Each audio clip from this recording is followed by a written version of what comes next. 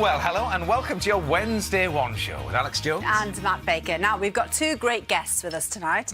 One is normally extremely sensible with her feet firmly on the ground. Well, until now, at least. Yeah, the other admits he's never really grown up and seems reluctant to come back down to Earth after 6 months floating in space. Come on down, Claire Balding and Tim Peake. Yes, they're still there. They're floating, they're floating, they're floating. Hang on a minute. I'm restoring gravity over there. that button Here we go. Hey! Kim, how are you? Lovely to see you. Oh, Claire, lovely to see you, as always. Nice to have you back. Thank you, great to be back. Claire. How are you? Very well. well. Now, more music, a bit of a blast of Queen, because is it right, Tim, that as you were hurtling towards the International Space Station, this was the track that you were playing? Yeah, well, actually, it's played just before launch. If everything goes well, you have about 45 minutes before launch with not much to do. And so, thankfully, they pipe some music into the capsule to take your mind off the fact you're sitting on 300 tons of explosive fuel. So I was listening to Queen. Great choice, that one. Claire, if you were in the similar, in a similar position, what would be your song of choice? Black Beauty theme music. It's epic, though. It's good choice. Yes. Yes. I mean, Tim, you were saying that with a big smile on your face, but seriously, those moments before, what were you thinking? You're actually just going through all of your checks and drills. The three of you are there. You've practiced this so many times in the simulators. The launch, yeah. And you're just making sure that the rocket is ready to go, all the systems are ready to go. But, you don't really want too much time to think at that stage. No, I bet not. And you've brought something with you. I have, to show us something that has been in space. Absolutely. Now, this is very special to me. It's the most special thing I brought back from space. It's actually the flag, the Union flag, that I was wearing on my spacesuit. We saw you just in that little... Yeah, out on my spacewalk. So this is the first Union flag ever to go out in the vacuum of space, to be worn in the vacuum of space. Have a hold of that, Claire. Isn't that something else? And there you are, and that's the spacesuit. That's right, yes, yeah. Can we have a little feel, Tim? Absolutely, yes, yeah. Oh, you've got Velcro on the back of it. It's been in Yes, space. it's Isn't that Velcro to funny? the spacesuit. That's exciting, isn't it? Isn't that lovely? Well, listen, Tim, while you were here... Pristine as well. We did quite a bit of research to try and find a horsey connection, as we do when we try and team up our guests, right? Well, you're laughing, but we found this photo that you retweeted in space. So this is little Florence at a fancy dress horse, obviously some kind of pony club fancy dress competition. But you retweeted that in space. Yeah, I mean, there's just so much effort went into that costume from Florence. I thought it was wonderful. Yeah. That's brilliant. Well, we've got Florence pony with too. us. There she is right now! Top of the world! Looking brilliant. And Florence, is it right that you won first place? Yes. Yay! It's good, and it was clearly topical as well then, so I think that's good. Lovely. Well, listen, we're going to go into a little film right now, so you can have a little catch-up with Tim, and you can tell him all about your wonderful fancy dress day. That was perfect. Now, last week, we heard how frustrated many of you are that hospitals won't take back equipment that they give you as patients. Now, you emailed us in your hundreds to say that you can't believe staff refuse to accept items like crutches and medical boots while complaining that they're short of money. Well, some hospitals will take them, though, so why can't the rest? Yes, BBC. You've got a Zimmer frame for me? Yes, I have, yes. For those watching the One Show last week, this is brilliant, look. You might have noticed I'm on a bit of a mission. I want to get back all the NHS crutches, Zimmer frames and medical aids that we were given in casualty but no longer need out of our homes and back into service into our hospitals. And the good news is, you didn't let me down. We had hundreds of emails from viewers, including the family I'm on my way to meet tonight in Crewe. Steve. Hello. I've come to see your stash. Steve Barber emailed us to say his 81-year-old mother-in-law, Kath, had lots of leftover medical equipment. So when you saw the call-outs on the One Show, what was your first reaction? So I phoned the local hospital. They put us through to the appropriate department. No, we're sorry, we don't take it back. Well, what should I do with it? Try one of the charity shops. So I phoned a couple of charity shops. They don't want it either. So it's now stuck in the garden shed. Kath, were you surprised at that response from the hospital? Yes, I was. It's no use to me, and it could be used in lots of other places. Right, There we go, you see. Oh, my goodness, look at that. Right, Steve, pass it out. OK, will Let's do. see what we've got. Here we go. All this equipment's in great condition and costs the NHS around £200 new. But their local hospital didn't want them back. It's crazy. And lots of you across the UK told us the same story. I had a very big thing for my leg for my torn cartilage from casualty. However, when I took it back, they told me that they couldn't accept it because of infection control. And this is my sculpture, The Passing. It consists of discarded Zimmer frames, which I found at my local recycling centre. My wife had some crutches for a sprain. We took them back, but the paramedics said they would dispose of them because they couldn't be sure that they weren't damaged. They were obviously new. Lots of hospitals were saying that it's just not cost effective. It's cheaper to buy new than it is to recycle and clean old used equipment. But is that really true? Or is it an NHS myth? Let's find out. I'm on my way to Barnsley, where the South West Yorkshire Partnership NHS Trust recycles its equipment, overseen by Mark Foster. Mark says proper cleaning takes care of any hygiene concerns. This is where it all happens. This is where all of the recycled medical aids arrive, isn't it? It can either be collected in one of our vehicles, which is what you see here, or the general public could leave it in this area here where it waits for recycling before we take it inside the unit. And then everything then goes into the unit for cleaning. Should we go inside and have a look? Yes, no problem. Yeah, let's go in. Okay. How much equipment do you recycle? We recycle approximately about 16,000 items per year. This is where we separate things that can't be recycled and concentrate on the 93% recycle rate that we do achieve. Why isn't everyone doing that, Mark? I don't know. I just don't know. It's a no-brainer. If we had to buy this equipment new, we didn't collect, we'd be looking about £320,000 just to replace that equipment. So Mark's team in Barnsley seem to have busted the NHS myth that cleaning and recycling kit is uneconomic. All the equipment sent out has a unique barcode, and when it's finished with, driver Ian Thwaites goes out to pick it up. 1 minute you're searching through somebody's garden shed, picking up toilet accessories. Yeah. And the next minute you're in somebody's bedroom, maybe collecting a bed. There is equipment everywhere. There'll be people that watch this and they'll know, well, I have a walking frame in my garage, or have a wheelchair. That's the idea, yeah. We need it back. We want it back. The equipment in this one van load would cost the trust over £600 new, while Mark's recycling team cost it less than £200 a day. That's what we're here for, you know. As budgets dwindle, we have to be sure that we're active and keep equipment going as long as possible. Some NHS trusts in England and Scotland who don't have their own recycling teams pay private recyclers like Mediquip to do it for them. But there are still many trusts across Britain that don't recycle at all. So we know the stuff's out there, and we now know it can be recycled, saving the NHS money. So with Barnsley leading the way, maybe it's time to persuade the rest of our NHS trusts to catch up.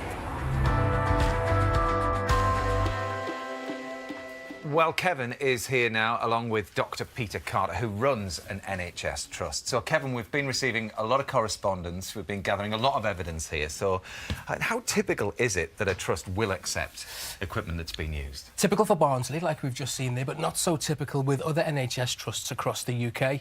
Now, Barnsley, as we've just seen there, have laid down the blueprint. They're leading the way for everybody to follow. And they've justified it. You know, they've just shown us that that is a financially justifiable service that is recouping thousands and thousands of pounds for the NHS. And the great news is that there's other trusts out there reusing their equipment as well. Glasgow and Clyde NHS Trust, great, thank you. NHS Liverpool, get in. East Kent Hospitals University NHS Trust Foundation, the Queen Elizabeth Hospital Kings Lynn NHS Foundation, and South Tees Hospitals NHS Foundation Trust. So what we're learning here is that if we had one solution that could fit all of the NHS trusts, we've made it, we've done it, we've done our job. And Peter, you used to be the Chief Executive of the Royal College of Nursing, and this is a battle that you've been fighting for years and years. You've been saying this, haven't you, for years? So what was the reaction then when you first brought the issue to light? Well, absolutely, Alex, because whilst the NHS is strapped for cash, there's also evidence that it's not using all of its existing resources as well as it could. And when I started to talk about this, some trusts got very defensive and very prickly. Others were quite clear that they could see that they've got a responsibility to do something about this. Kevin's film and his work is terrific, and my view is if some trusts can do it, they all should be able to do it. Now, you're the chairman of the Medway NHS Trust in Kent, so you do accept equipment back, right? So what's the reality of your situation in relation to those that are saying that it's just too much, it's too much work, you can't disinfect this stuff? Well, the Medway Trust are very tuned in to ensuring that they make maximum use of their resources, and if any former patient or member of the public has got some equipment and they bring it back to the hospital, it will be received. The head of therapies, the occupational therapy department, will check it out, it'll be appropriately cleaned and then put back into the system. Isn't that a very good use of the taxpayers' money? So it's swift and it's quite efficient. Oh yeah, and I mean this is not rocket science. I mean, excuse the pun, but nice, Peter. I mean, if we can put a man into space and bring him back 6 months later, surely we should be able to devise a system whereby valuable equipment can be brought back into the NHS. Yes, and as we've been saying, we have received hundreds, haven't we, of emails since last Wednesday when you launched this, Kevin. I mean, what's the feeling then recently from the public? What are they emailing? The support's been absolutely brilliant. Even when we've been out filming, people have stopped us and jumped out of their cars and vans and have said, you know, you're doing a great job. Thanks for alerting us to this problem.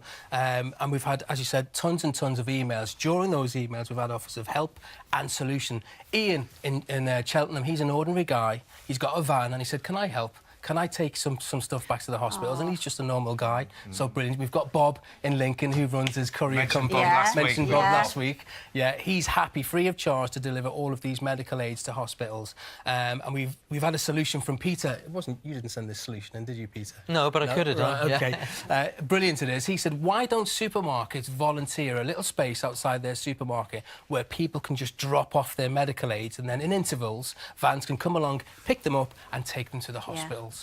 You've got a horse box. Yeah. Get involved. Yeah. Claire, you can come round, bring yours. I can do that. Excellent. Thank you so much, Kevin and Peter. We know this is just the tip of the iceberg, don't we? So exactly. Watch this space. Now, here's an example of NHS money being well spent. Over the years, we've taken you into some of the most cutting-edge operating theatres in the country. And what you're going to see tonight really is something very special. Yes, now, don't worry. There won't be anything here that's going to put you off your tea, but this is real-life brain surgery that offers real hope to Parkinson's patients for whom all else has failed. Slowly. It's a sentimental journey for Siva Palaraja and his wife Prima. They've come back to visit the West London corner shop that was once their family home as well as their livelihood. Not bad. Long time no see. Yeah. Look like the same. No, grey hair now, man. Getting older. For years, the couple worked 18-hour days behind the counter. Good luck for the business anyway. 7 days, that's good luck. Thanks so much. That's good luck for good life. So when Siva began to slow down, Prima thought he simply needed a break. I noticed his hand is tremoring. Yeah, I thought it's very hard working, that's why he's getting tired. So he's shaking or something else. I said to go rest. But Siva's symptoms became so bad that 5 years ago, the couple were forced to sell up shop. Now, even speech is difficult. 2 years ago, I can't speak. My tongue can't turn properly. Neurologists here at Charing Cross Hospital in London diagnosed Siva with Parkinson's disease, an incurable condition caused by the gradual loss of brain cells that regulate function like movement and balance. So within the brain, there are various pathways containing nerve cells. And in Parkinson's disease, a particular pathway that contains a chemical called dopamine is degenerating over time. And if we look at this special scan, you can see two very bright areas, which is the dopamine within these cells lighting up. And as the condition, Parkinson's, worsens, you can see that this fades away to 2 little blurred dots in the later stages, which would be the case with Mr. Siver. Low dopamine levels cause the characteristic signs of Parkinson's, including tremor, stiffness, loss of smell, depression, and nerve pain. For Siver, its impact has been devastating, and the more emotional he gets, the worse his symptoms become, including his speech difficulty. Nobody realizes how much pain I have. In my morning wake up, I go to the garden and cry. So, Jasper, AP is on the left side, okay? 1 in 500 people in the UK suffers from Parkinson's. For a small percentage like Siver, for whom medication no longer works, one option is deep brain stimulation. It's a daunting operation that demands he stays awake through the crucial stages to help direct his surgeons. Specialists here at Charing Cross Hospital are going to thread 2 electrodes like this deep inside Siver's brain. They're going to jam the faulty nerve signals using this neuromodulator. It's challenging surgery that demands pinpoint accuracy.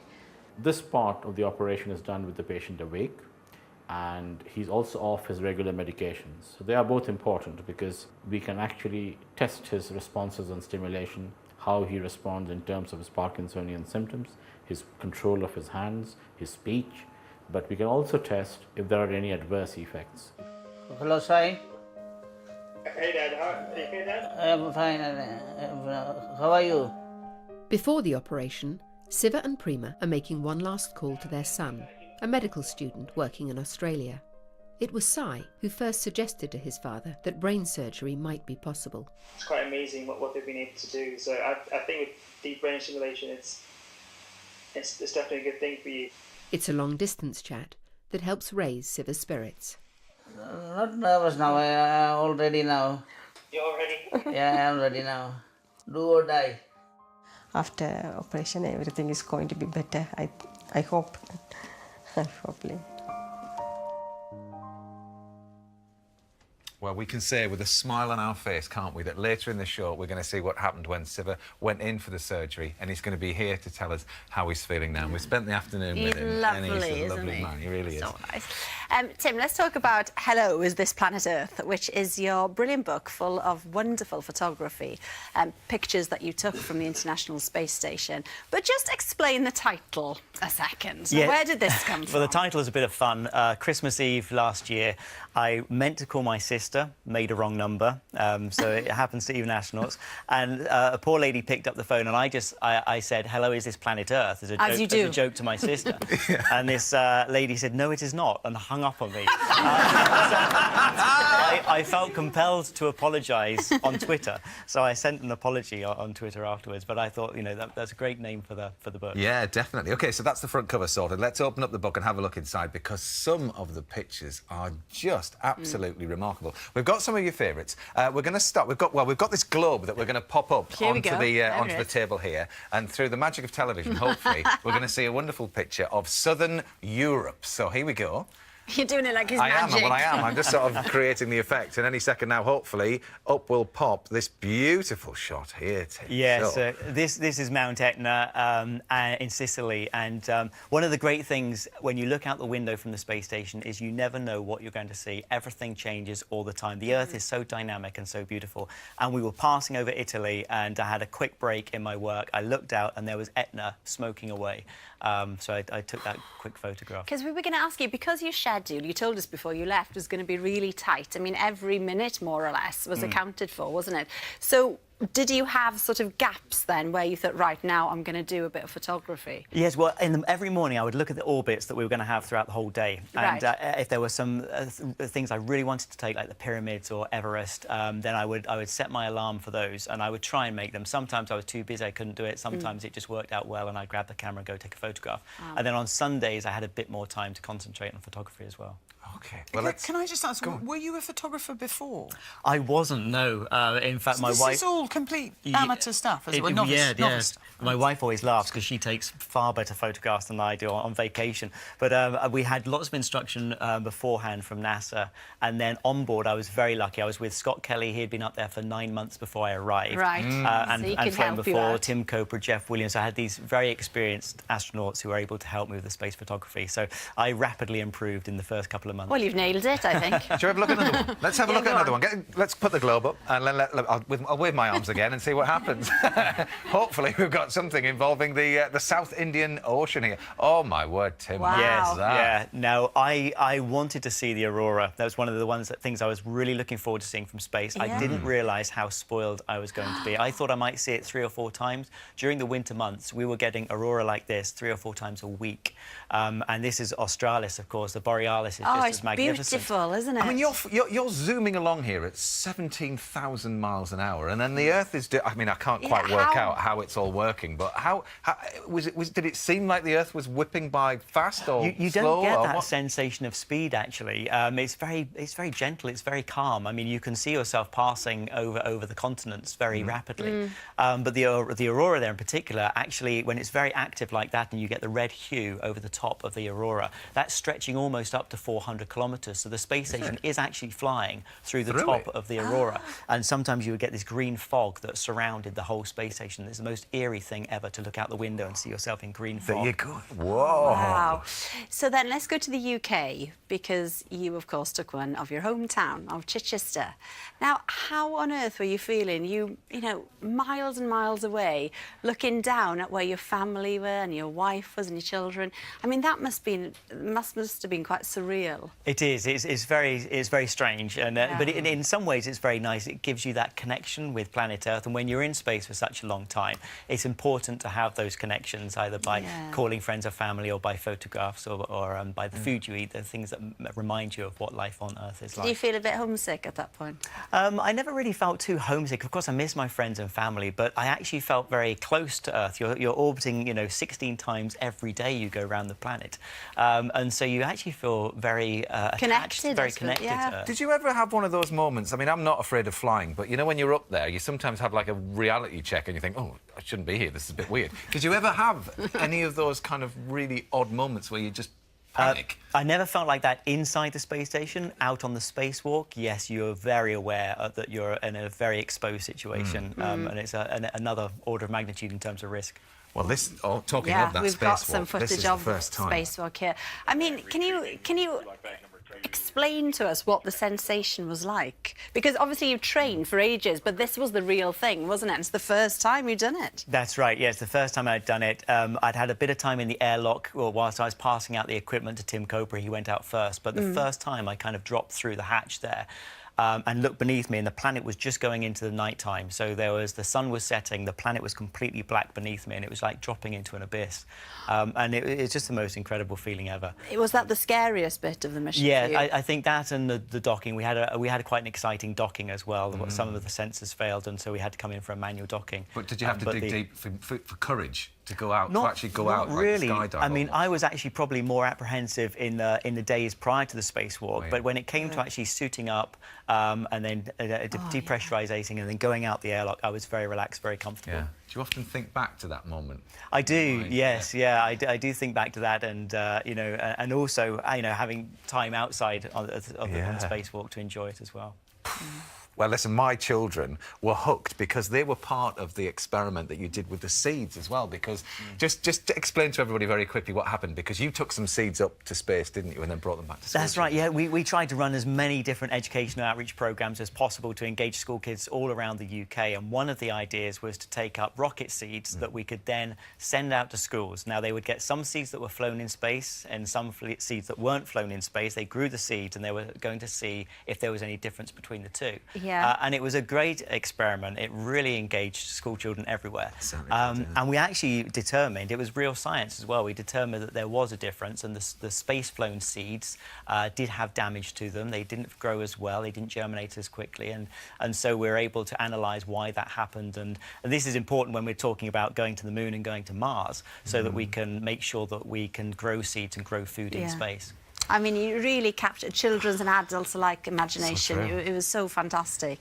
We could talk for hours, couldn't we? We're going to move on for a while. We will come back to this, everybody, so don't worry too much. But as we've heard, Tim's time in space has been hugely inspirational to a generation of school children. Many watched a live link to him from the comfort of their classrooms. But now the school trip is going virtual. So in future, children could be coming home telling their parents they've travelled to all sorts of amazing locations, and all without anybody losing their lunch money or forgetting their sandwiches. Who remembers their school trips? Getting students out of the classroom and on a journey to a new experience. Whether it was a 3-hour trip on a coach to a museum or a flight to another country, these are memories that few of us forget. We went to the Tower of London and I absolutely loved it. Going to farms, and the main thing that I used to like was the picnic that we used to have there, to be honest. We went to the cinema and we saw Great Expectations, and it stuck in my mind all these years. Come up over the trenches. But times have changed since my last school trip.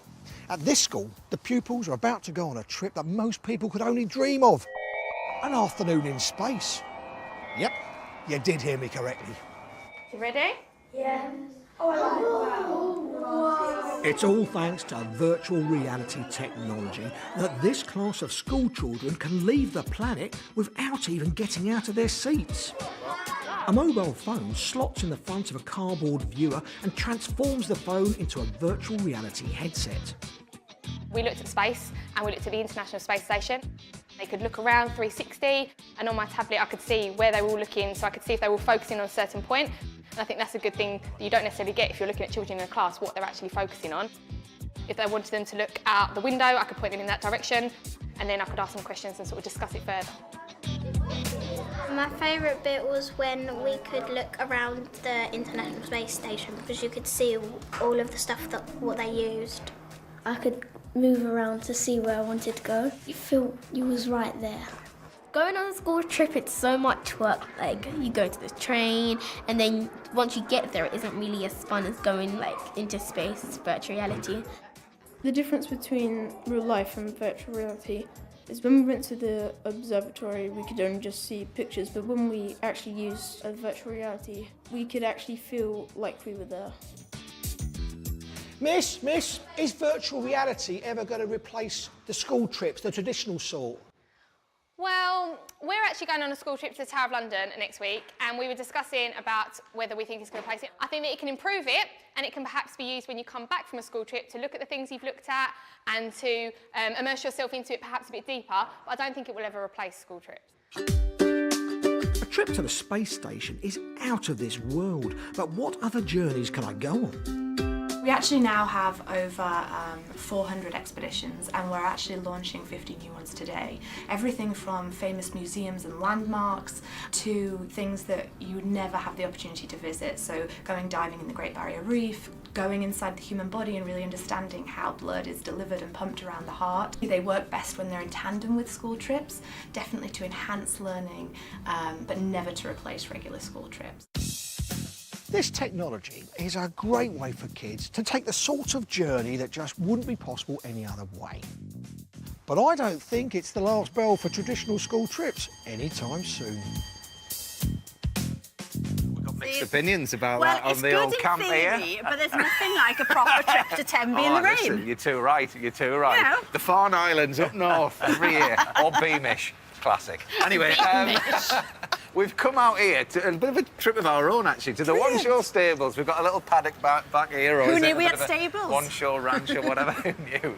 Yes, to bring us into the world of children's books, and to Claire's new book, because this is all about a racehorse who wouldn't gallop, Claire. Now, unbelievably, we rang up the local riding stable today and we said, look, we want to get a horse and, you know, blah, blah, blah. We started explaining the story and they went, oh, yeah, we've got a horse called Noddy and he has a Palomino friend. No way, this is what it is. I mean, these are the characters that are in your book. Extraordinary. Yes. Your Palomino's called Percy, isn't it? And this is called Penelope, so nearly. I know, very close. Yeah. And actually, because Penelope's looking vaguely grumpy there, I think she's had enough. She's basically hungry, and Percy, in my book, is hungry all the time, gets quite grumpy, he's occasionally violent, and generally does the wrong thing whenever, You know, whenever good behaviour is required, he does the wrong thing. You need to add a little Trevor to the second little one. one's called Trevor. Yeah, Trevor's just a big fan of the One Show. That's why he's here. Love Trevor. I've never met a pony called Trevor before, and I'm quite thrilled with that. So cute. Yeah. And So look let's at get on to Noddy. the book. Noddy's all gorgeous I and know. lovely. Very well behaved. Properly noble. Yeah. So the main character, Claire, is called Charlie. Yeah, in the she's- book. yeah. Now tell us a bit about Charlie's ups and downs. She's a 10-year-old girl with 2 older brothers who tease her a lot. Now, Yes. your daughter's read the book, hasn't she? She has, Mum, And yes, I she has. think quite a lot of girls will identify strongly with Charlie. And she's got different ideas. So when her family are looking for ideas to make money to save the farm, their way of life, she says, let's buy a racehorse and try and win the Derby. And her brothers go, that's just stupid. The boys were suggesting things, because they live on a farm, so they've got chickens and pigs and cows and stuff. And the boys are suggesting that they teach the chickens to dance and then sell tickets to Strictly Come Chicken Dancing. Stuff like that. Brilliant. Well, Molly very much knows your horsey credentials, and so she said, how much of this is related to your life? We've actually got a lovely picture of you on one of your early steeds. Oh, that's neat, yeah. That was Volcano, that pony, yes. And my brother over there on the left as well, he was riding a pony called Charlie Rosette, who was pretty uncontrollable. Yeah, obviously, the love of ponies and that outdoor life and everything, but actually the idea of a horse not going anywhere without a friend is based on real racehorses. And there was a very famous racehorse called Remittance Man who wouldn't go anywhere without a sheep. And they had the one sheep that was with them all the time. And then his trainer, Nicky Henderson, thought, we better give that sheep a rest. So took the sheep out and put an alternative one, thinking he won't notice. He picked up the new sheep in his teeth and threw it out the stable. Violent. So then they had to find the original one because they'd put it out with all the rest of the flock. Yeah, and they didn't know, so then they had to put the racehorse... Anyway, there are real stories that, you know, all horses are different. Yes. They've got very different personalities. And it's not beyond the realms of possibility that you might get one that wouldn't gallop because he just wants to go the pace that Percy, his little friend, goes. Yeah. He's not going to go any faster than that. No. And it is a beautiful book, illustrated by Tony Ross, which is great to see. And like every great children's book, you'll know this, Tim, from having children yourself, there's a strong message in those. Yeah, well, Charlie's she's a creative thinker, but she believes very strongly in teamwork and in getting other people to do, you know, to help you. And she also believes in this idea that we've all got an Olympian within us. So even if you can't go to the Olympics and win a gold medal like Max Whitlock or Nick Skelton or whoever, or Adam Peaty, that you've got something within you that if you can channel it right, you could be the guy who goes to space. Or you could be the girl who invents, you know, the cure for cancer or something. That actually, if we all really focus hard and concentrate and get other people to help us and we stay positive, it's there. Mm-hmm. Yeah. And also, Claire, I mean, I don't want to give away what happens in the book at all, but your dad, he did train a winner of the Epsom Derby. He did. He won the Derby in 1971 with Mill Reef, who luckily was a horse who did want to gallop all the time. Just as well. Do you remember that excitement? Or no, you must Matthew, because I was born that year. Were you? Sorry. Yeah. You tell him, Claire. I know. Oh, I was going to say it was in the 70s. You're not that much younger than me. No. I'm not. But no, obviously that was a big moment in the family. I do remember in 1981, Dad had another well-fancied horse in the Derby called Glint of Gold, and he was second to Shergar. And I remember that, and I remember being able to watch that at school, and that we were allowed to because Dad had a runner in it. But Shergar won by so far that our jockey actually thought he'd won because he couldn't see Shergar. Oh, gosh. And you've both been touring your books around schools. I mean, Tim, what's the most sort of hilarious question that you've had from one of the children? Because school they come children up with all are sorts, brilliant because they're the ones I'm terrified when I get questions from school children. They ask the questions that the adults are too embarrassed to ask, and it normally involves, you know, bodily functions in space, something like that. Oh. Yeah. What's the answer?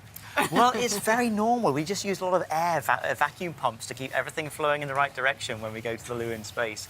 Very diplomatically put, Tim. Yeah. Very nice for a tea time show.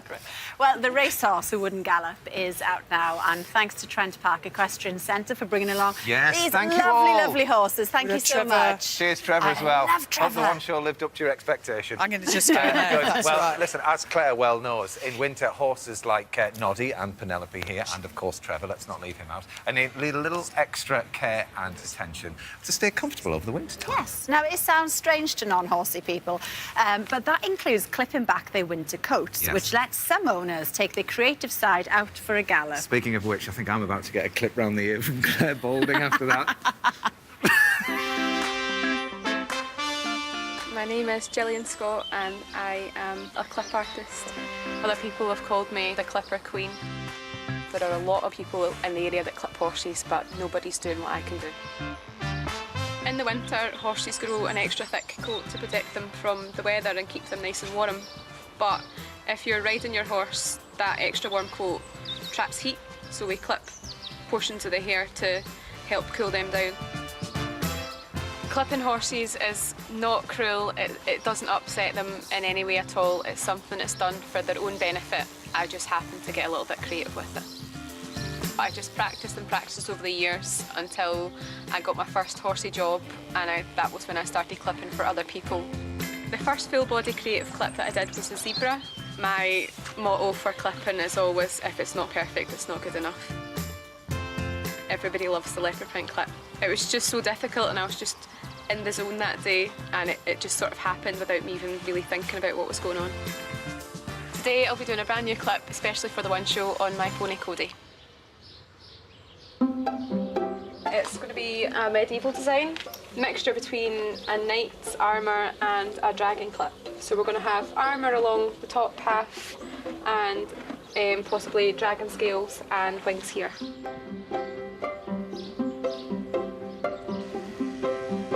So this is like a first little sketch of the external lines of the clip, and then we'll start adding in the details and make them stand out a little bit more. I'm always worried that I make a mistake, because doing this sort of thing, if you make a mistake, the whole thing's ruined. Getting right into it now, there's no going back now. I've never had one that didn't turn out right yet, so fingers crossed it doesn't go wrong today. All finished.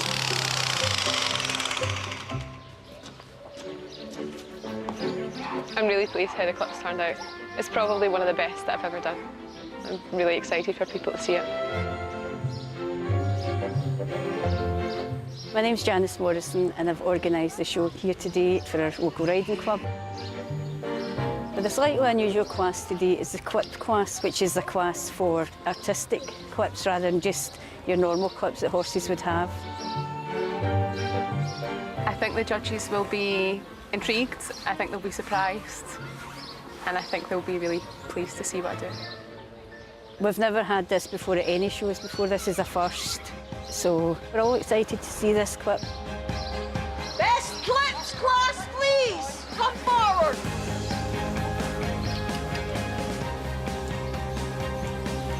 I love to challenge myself, and I love that I can do something that's different. I love seeing people's reactions. Like, people are always so amazed that it's all freehand. I don't really think of myself as an artist. I'm just doing something that I love doing. It's very unusual, but I hope it catches on. And I found all the clips really, really nice, and it was hard to judge. Well done. Thank you. Cody got first place in the class. The judge really, really liked the clip. There's been quite a few people come up and commented today, saying how good. It's really unusual and no one else really has it, and I like standing out. My favourite one was the one with the dragon wings. I liked the wings on it, it was fancy. I would love it if more people were inspired to do something creative. It would be nice to see other people up their game and try something different. Cody's definitely had a good day, he loves being the centre of attention.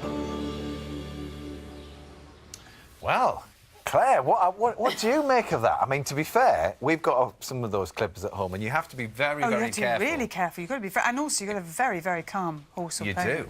But it's kind of important. Clipping is the reason people do it through the winter is because when a horse sweats in the winter, they take ages to dry off because obviously it's a really, really long coat. So you clip where they're going to sweat while keeping them warm, where they're not necessarily going to get sweat, so over the top of the quarters. But you know, there's artistic creation and everything. I mean, I don't think it's doing too much harm. It's just not necessarily. I mean, yeah, question of taste. Yeah. It is. I wasn't keen on the Pokemon. Well, I but quite the like rest the zebra was quite interesting. Yeah, horses for courses is the phrase. Yeah, indeed. Good. Tim, you were telling us earlier how come you named your book Is This Planet Earth, which is a very funny story. So with that in mind, we've lined up some One Show viewers who'd like to speak to you. They've got some questions for you. So let's say hello to the person on line 1. OK, hello, is this Planet Earth? Hello, Tim. It's Anne from Southampton. I wondered if there was a medical emergency on board, like an appendicitis or something, were you medically trained to do any operations on your colleagues? And how quickly, in an emergency, would you be able to get the Soyuz and a casualty ready to return to Earth? Hi, Anne. Yeah, that's a really important question. We do a lot of medical training. We're all trained up to a very high standard in first aid and also in minor surgery. We wouldn't try and take on something like appendicitis. We would deal with that with antibiotics. But we can actually extract teeth. We're taught how to do that. We can administer local anaesthetics. We can do suturing. But if it was a serious appendicitis, we would look at returning the crew member to Earth if the antibiotics didn't work. Now, we could be back within about 12 hours in a serious emergency. Right? Okay. Yes, it only actually takes about 3 to 4 hours to go through the return to Earth and re-entry into the Earth's atmosphere, and the rest of the time would obviously be preparation. Super question, Anne. Thank you very much indeed. Let's go to line 2 if we can. Off you go, Tim. OK, line 2. Hello, is this Planet Earth? Yes, Tim. It's Sarah from Oxford in East Sussex. The question from me and my space mad brother, Matthew, is how do you stay clean in space? That's a great question, Claire. So staying clean is very important. Obviously, you've got other crewmates you have to think about as well. And we exercise for 2 hours every day, so we do get hot and sweaty every day. It's a bit like camping, though. We just use flannels, hot water, give ourselves a good wipe down, and we can brush our teeth and wash our hair normally and shave. But you just have to really just use flannels and hot water and keep yourself as clean as possible. But you don't actually get that dirty in space. It's a very clean and sterile environment. Oh, what was your first bath like when you got back home? Well, it was the first time it was a shower. It felt wonderful to jump into a hot shower. Yeah, really, really good. I bet. Yeah. Sarah, great question. Thank you very much. Thank you. Let's go to line 3 now, then. Line 3. Hello, is this Planet Earth? Hello there. It's Alan Briscoe from Tyneside. Tim, has your career peaked now, or is there something else? Or is there something else in the offing, like flying to the moon, for instance? Well, yes, definitely flying to the moon. There's a lot happening in space exploration. We've got a really exciting future coming up. We're looking towards life after the space station now. So lunar missions with the European Space Agency. We're looking at how we can set up a lunar village. There's places on the south pole of the moon, near the Shackleton crater, for example, where in permanent sunlight. So they're ideal spots for setting up research facilities there. We'll start to do those manned missions in the early 2020s. Now, these will be translunar, not lunar landings. Hopefully the lunar landings will occur later that decade. And this is all the stepping stones to go onto Mars. So very exciting progression. We've already got, space station will go on until 2024, so we've got some great years ahead of us in the space station as well. But really exciting times ahead. OK, great. Well, thank you very much indeed for that, Alan. We've just got time to go to line 4, Tim. Line 4. Hello, is this Planet Earth? Hello, Tim. This is Betty Barker from Bosham near Chichester. Great. Do you recognise Betty's voice at all? Betty, I do.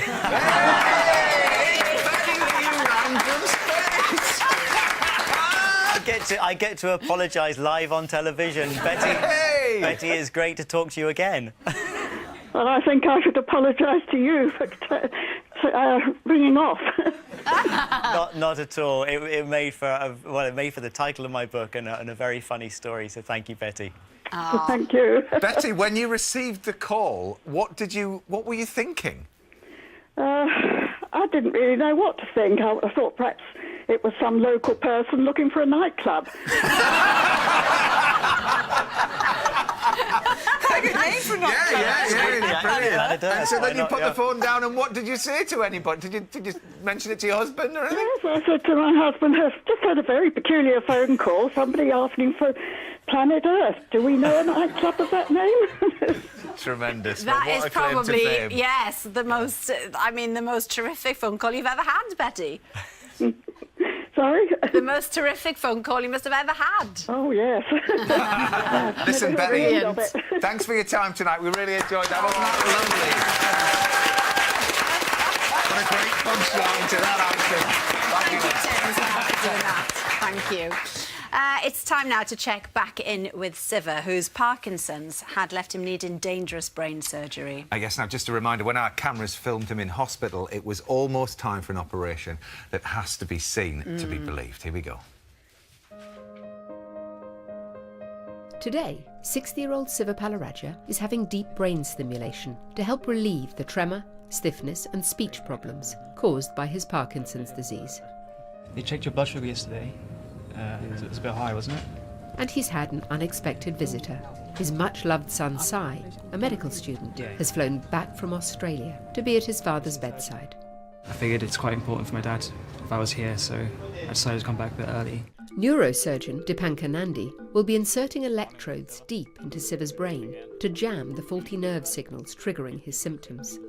It's critical, the accuracy of where we need to go, and any millimetre shift, any direction can have effects which you don't want. Well, I'll see you shortly. Okay, thank you so I'll much. see you upstairs. Today, Siva will need all his courage. The operation demands that he stays awake during the critical stages, so the team can gauge his responses. To support his father, Mr. Nandi has invited Sai to be in theatre. We tend to do this quite often nowadays, to have a family member who can speak his language, who can respond to him, reassure him, helps immensely. With his head immobilised, Siva is scanned so Mr. Nandi can pinpoint his target, an area of Siva's brain no bigger than a grain of rice. That is the top of his brain, the head, and this is where we need to go. It's a long way in, I would say about 15 centimeters. If you make an error here or there's damage here where you shouldn't be going, it can lead to paralysis, death, it can lead to difficulty with speaking, walking, balance. Back in theatre, Mr. Nandi uses the coordinates from the scans to assemble a second head frame. Essentially, it is engineering, and very, very good engineering. Well, it's more like mechano. So once we got this on him, it will now permit us to deviate from that target. Meanwhile, neurologist Peter Bain is checking the pre-operative range of Siva's movement. We're feeling the tone in the muscles, which is the stiffness in the muscles. As you can see, I'm having to work quite hard even just to bend his wrist, and that's a hallmark of Parkinson's. So when the stimulation is being tested, we hope to see most of that rigidity disappear. Siva is still wide awake, but with the benefit of a strong local anaesthetic, he feels nothing as Mr. Nandi creates the pathway into his brain. So what we are doing is now the electrode is in, and Dr. Bain and Pavesi will check stimulation. The team deliver a small electrical current into the centre of Siva's brain. Just open and close the hand, right open. Wow, that's what 1.1. This is fantastic. Even at the very lowest levels of stimulation, the results are truly remarkable. What do you think, Mr. Siva? Yes, beginning to rock and roll, eh? It's amazing, yeah. The results are like immediate. Like all these problems, the rigidity, it just sort of disappeared. Dr. Bain wants to do another check. Before the stimulation, Siva's speech was almost incomprehensible. Can you just say, my son is called Sai again for me? Just say that again. My son is called Sai. We've knocked the tremor out. Satisfied they found the right level of stimulation to control movement on the left side of Siva's body, the second electrode is threaded into place to stimulate Siva's right-hand side. I get a great sense of relief that we're in the right place, that we've hit the grain of rice in the brain, thanks to Mr. Nandi's brilliant work. And what's fantastic for me as a neurologist is to see 7 years of Parkinsonism disappearing in just minutes. That's just quite incredible. We would not normally see that.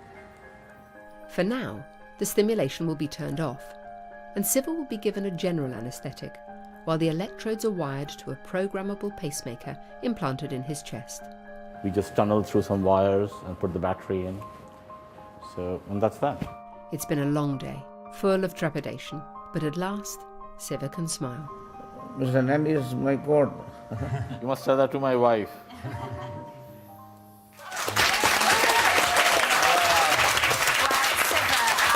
Neurologist Dr. Peter Bain are here with us. Siva, thank you so much, first of all, for letting us follow your story. It was fascinating to see the effects of that operation there. But, I mean, you were awake throughout the whole thing, as Dr. Bain was explaining. Can you remember how you felt then when you were in the operating theatre? Earlier I was slightly worried earlier. After that I am quite well, sir. I move my finger and perfect. And that moment when you were gripping your hand and moving your fingers, how did you comprehend what was happening? Yeah, miracles. If I do the whole my brain, put the wire over there, touch my brain inside. Yeah. Suddenly change my movement, everything changed. Yeah. From that moment, goodness me. And so, what's the reality now of living this way with Parkinson's for you, and how does it compare to before, and how do you actually feel now? My day-to-day activities, I am eating, and I am driving quite well now. Yeah. Eating now is okay. Personally, I am eating myself. Usually, I depend on some other people. And tremor stop actually 70-60%. That's a big improvement, yeah, isn't it? medication also 50% cut. Earlier 14 milligram roll. I see. Yeah. So you reduced your medication. Reduced my medication, 8 milligram. Cinemat Plus also, I'm taking 4 times now, 3 times. Right. Yeah, so it's a big change to your life then, yeah. And Dr. Bain, do you expect there to be a continual progression now, or is it a case of adjusting the little remote control that Siva has just to check his levels and see actually, you know, which level is best for him? Yeah, we still expect further improvement because he'll be coming back to Charing Cross Hospital for further programming sessions, and we think we can get better improvement. But he also has a handheld controller where he can adjust his own stimulation levels, and we set the top and bottom levels that he can go to, and therefore he can adjust it every single day whenever he wants to his requirements. Could we just see it, Siva? Do you just want to pull it out there? Right. So remote control. And so the condition then, Dr. Bain, it still differs day to day here, but what effect does this have on the kind of long-term prognosis of Parkinson's? In terms of the long-term prognosis, it doesn't adjust the rate of decline of Parkinson's, which is a very gradual, slow rate of decline. But it improves the patient so that instead of being here and declining slowly, they are in a much better state and declining slowly. So that improvement lasts for many years going forward, keeping above where they are now. But actually a most important thing is that on a day-to-day basis, in Parkinson's that has gone on for a few years, it's a bit like going to the seaside and seeing giant waves going. And Siva experienced this himself prior to the operation, that on days his medicines would cut out and he'd be really stuck and unable to walk, not able to speak. And then this would then turn back on and then off again, almost like waves. And with deep brain stimulation, we smooth those waves down. Not completely, but we don't have these huge oscillations in the day. So that's a very major benefit. And lots of people will be hearing you speak now and have seen the film and will be taking a lot of heart and hope from that. So who's eligible for this operation then? So really we're looking for people where the medicine has not helped them sufficiently, so that the control of their Parkinson's is insufficiently good with their medicine. Quite often that's the tremor, that medicine can't reduce the tremor well. But it's really the patients who have these on-off fluctuations like waves during the day and are having a large part of the day, 3/4 of the day, when it's very poor quality time. If we do deep brain stimulation, then we can reduce that to maybe 24-25% of the day is not good quality time. But that's a huge expansion. So we expand the quality time in the day. And Siva, talking of that quality time, we saw you in the first film. You said that you would often go out into your garden and you would cry. And how are your days now? At least I can't move my hand or my leg, I can't move much. If I do some digging soil, I can put a stool and everything. Now I don't need a stool or anything. I can do myself anyway. Wow. Siva and Dr. Bain, thank you ever so much. And if you need more information about Parkinson's, there's some available on the website. Now, temperatures in the south have been colder than in the north today. It's hard to believe. And later it will be -7 in the Midlands at the midpoint, but a toasty 5 degrees in Inverness. Nice. Happy times. There is still plenty of snow on the high ground in the Cairngorms, though, where Mike has been going beyond the call of duty to film the elusive Kappa Cayley. The Highlands of Scotland offer not only some of the most beautiful and dramatic landscapes in the UK, but provide the habitat for one of our rarest and largest birds. It's the biggest grouse in the world, the capercaillie, and I'm hoping to get closer than I've ever been before to capture a very particular behaviour. 6 years ago, I visited a site near here and saw just a brief glimpse of a single male. But I want to go one stage better. And to do that, I'll have to spend the night in a wee hide with an extra large cameraman. All right, Al? All right, Mike. Lekking is an elaborate mating ritual that male capercaillies perform to lure in the lasses and fight off other love rivals. These feisty birds became extinct in Britain in the 18th century, but thanks to a reintroduction project and active conservation measures, it was hoped they were staging a fight back. Gareth Marshall has been the capercaillie project officer here for the last 2 years. Gareth, how is the capercaillie doing in Scotland? Here in Strathspey, they're actually doing relatively well, but away from that, generally smaller, declining populations. It's a fairly sad story. A kind of crude estimate from the 1970s, there were about 20,000 individual capercaillie in Scotland, and that's gone down to between 1,000 and 2,000 in the last 10 to 20 years. It's crucial that the capercaillie aren't disturbed in their habitat, and we've got a special licence to film them. Kenny Cortland is going to show me a top-secret location where we hope to be able to observe this unique behaviour. Now the lek. Males getting together and showing off. That's right. All the males congregate in the forest and they display to each other. They've been doing that for several weeks now, and they try and ascertain who's the dominant male, and that dominant male gets most of the matings with the females. The lucky devil. I understand there's a lek quite close, just over the brow of this hill. Yeah, a few hundred metres away there's a lek site, and that's the one that you're going to be counting for us and filming at. The males display at dawn, and they're incredibly shy birds, so if they have any hint that we're here, they'll be gone. With camera traps in place, we wait until morning. Well, it's 2:30 in the morning. We've had about 2 hours sleep, but one slight problem is finding a small camouflaged hide. I lead the way without torches, but it's pitch black and the ground is uneven. Once at the hide, we're not allowed to leave until 10 in the morning. Now it's just a question of waiting. I need a wee, Mike. If I'm going to be honest, that was a cold, long, miserable and fruitless night. So the following night, we give it another shot. I'm also a really light sleeper, so as soon as the birds start kicking off, all I have to do is sit up and start bird watching. While I'm out for the count, the camera traps capture a brief glimpse of the elusive bird, but that's it. With one final attempt left, we decide to make it an all-nighter. So I think we're looking at probably 13 hours in here. Right you are. By 5 in the morning, we're nearly at breaking point. And then...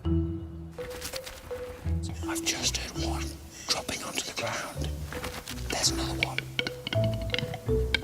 This is a really positive sign. It's the most peculiar call. And there is a bird displaying right in front of the camera trap. This is a big leg. All of the legs I've seen, 2 or 3 birds. This one has at least 7. And he's off. What's been particularly thrilling about this visit is the feeling that we've been slap bang right in the middle of the leg.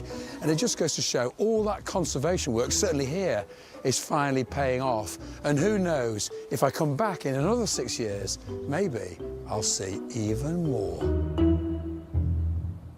Well, there we are. Commitment for you. Thanks to Mike and his big friend. That is seriously all we've got time for tonight. Big thanks to all of our guests, horses and humans. Stay tuned for Watchdog. Yes, tomorrow Rupert Sewell and Lucy Wormsley. We'll see you at 7. Good night. Thank you all. That was wonderful.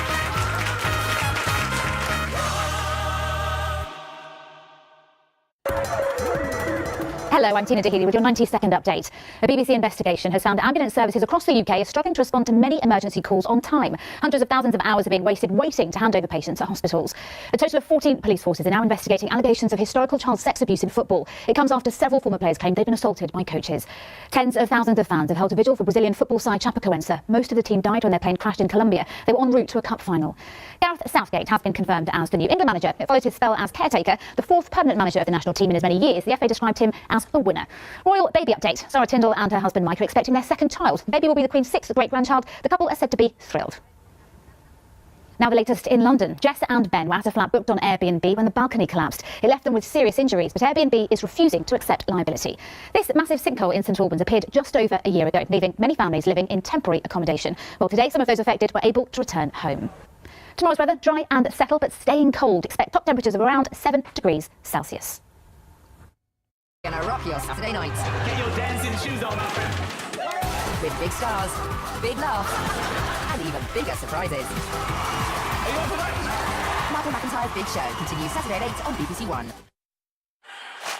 There'll be no easy rides, no pulling punches, no backing down, no holding back. No doubt, no fear, no nonsense, no break. No never minds, no better luck next times, no turning back. No heroics, no win, no fight, no victory, no guts, no glory. The FA Cup second round starts Friday across the BBC. You're not where's going to take me? I know I'm related to a few criminals. Wow, he's so handsome. From royalty to slavery. The reality of it in my family, it's a tough thing. Under every family tree, the roots run deep. How can you get obsessed about something that happened nearly 150 years ago? I feel really, really proud of him. It's incredible. He's a powerful, powerful man, and I'm hopelessly in love with him. Who Do You Think You Are continues with Amanda Holden tomorrow at 8 on BBC One. Wanting something to be true doesn't make it true, Jim. You found something? You do anything for the ones you love. The epic series finale, The Missing, concludes tonight at 9 on BBC One. And it'll have you gripped all the way as the full story becomes clear. The Missing just an hour away here on BBC One, right after Watchdog.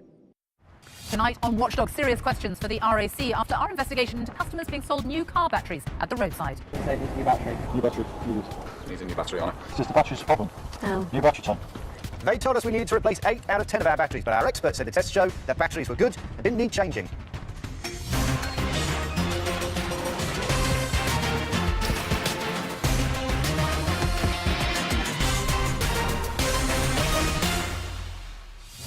Hello and welcome to Watchdog from our home at BBC Broadcasting House. As usual, we're bringing you our latest investigations, the best advice on how to make your money go further, and we're exposing more rogue traders. We've all heard that switching providers is a good way to cut your energy bills, but can you really trust the comparison sites? Tonight we expose the sneaky tricks they use to make you pick the deals that actually make them money. And I'll be asking the energy regulator Ofgem why they've changed the rules, making the system more confusing for customers. Steph's been helping Team Watchdog cut their bills by becoming energy efficient. It's cold out there. She's conserving energy by wearing a coat. I certainly am, Matt. Hello everyone. Yeah, I've given the team 9 simple ways to reduce how much they use. All of those results later. And I'll be using these giant candles behind me to show you